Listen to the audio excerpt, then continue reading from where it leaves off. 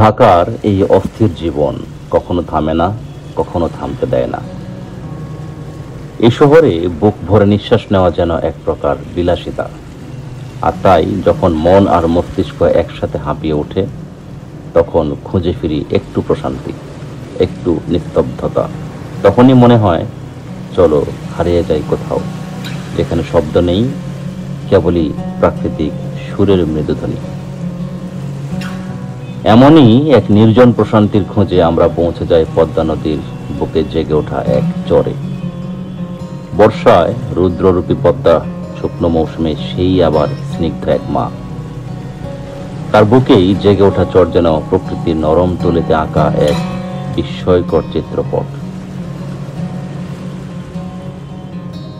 ঢাকা থেকে মোটরসাইকেলে ছুটে যাই আরিচা ফেরিঘাট পর্যন্ত, তারপর ইঞ্জিন চালিত নৌকায় নদী পারের যাত্রা।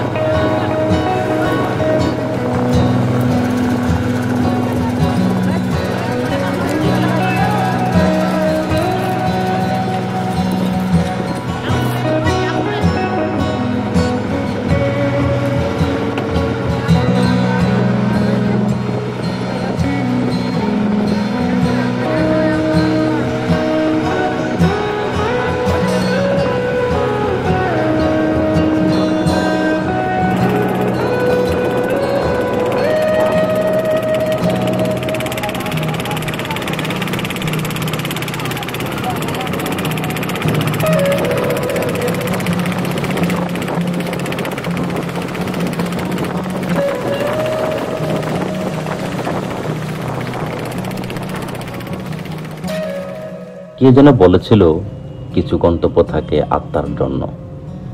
আমাদের এই যাত্রাটাও ছিল সেরকমই। কারো জীবিকার প্রয়োজনে নদী পার হওয়া, আর আমাদের আত্মার খোঁজে নদীর ওপার যাওয়া। নৌকার ছুটে চলা, কুয়াশার আড়ালে মিলিয়ে যাওয়া, আর সূর্যের চিকচিকে আলোয় পদ্মার জলরাশি যেন সোনা ঝরিয়ে দেয়। চোখে পড়ে বিদ্যুতের খাম্বা, নীরব প্রহরীর মতো দাঁড়িয়ে থাকা, আলো জ্বালিয়ে মানুষকে পথ দেখানো এক নিঃস্বার্থ সৈনিক যেন। হ্যালো বন্ধুরা, আসসালামু আলাইকুম। ঠিক আপনাদের সবাইকে আবারও স্বাগত। ঠিক যেমনটি বলছিলাম, আমরা পিছনে ফেলে এসেছি আরিচা লঞ্চ ঘাট। আমরা এখন যাচ্ছি আমাদের ক্যাম্পিং প্লেসে।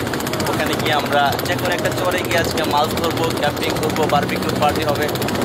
সব মিলিয়ে অস্থির একটা পরিবেশ। চেষ্টা করছি সবাইকে নিয়ে উপভোগ করার মতো একটা। আর আমাদের ভিতরে সবাই আছেন, তো এইসব সমস্যা বাকি কথা হবে সামনে।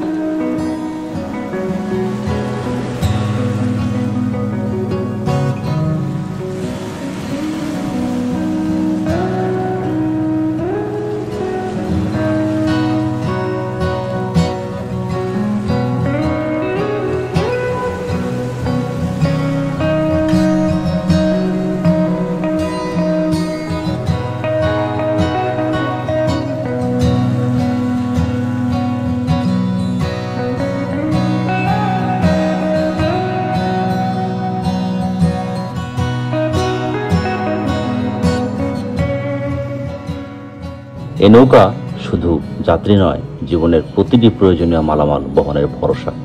কিন্তু এর শব্দে কখনো কখনো জেগে ওঠে এই চরের অন্যান্য প্রাণীরা, এই যেমন পাখিদের অস্থিরতা।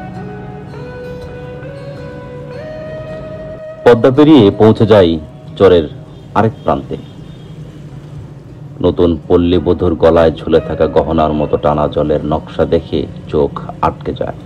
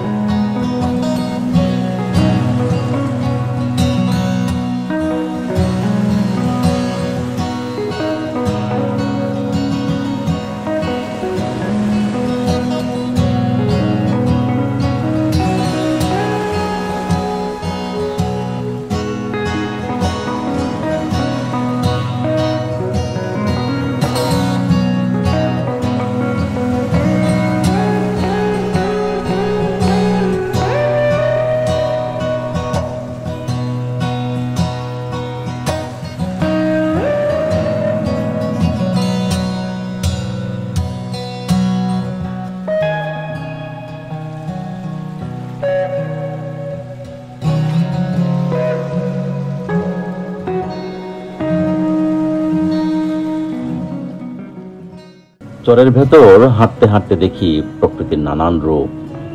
ধান ক্ষেতের পাশ দিয়ে হেঁটে চলা কিশোরী, জাল ফেলে মাছ ধরা জেলে, কৃষকের হাতে আগলে রাখা কালোজিরা গাছ, আর গাছের ডালে দুলতে থাকা বাবুই পাখির বাসা।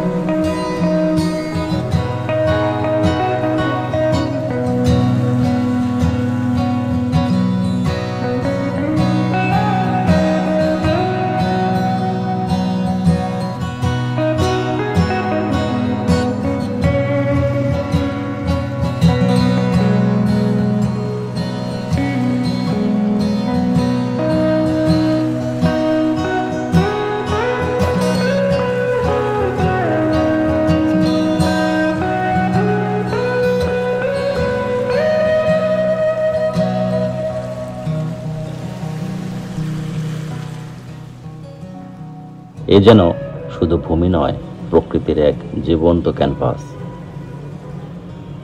অবশেষে আমরা পৌঁছে যাই বাঘটিয়া বাজারে। সেখান থেকে প্রয়োজনীয় জিনিসপত্র কিনে চরের বুকে একটা নিরাপদ জায়গায় গেড়ে ফেলি আমাদের তাঁবু।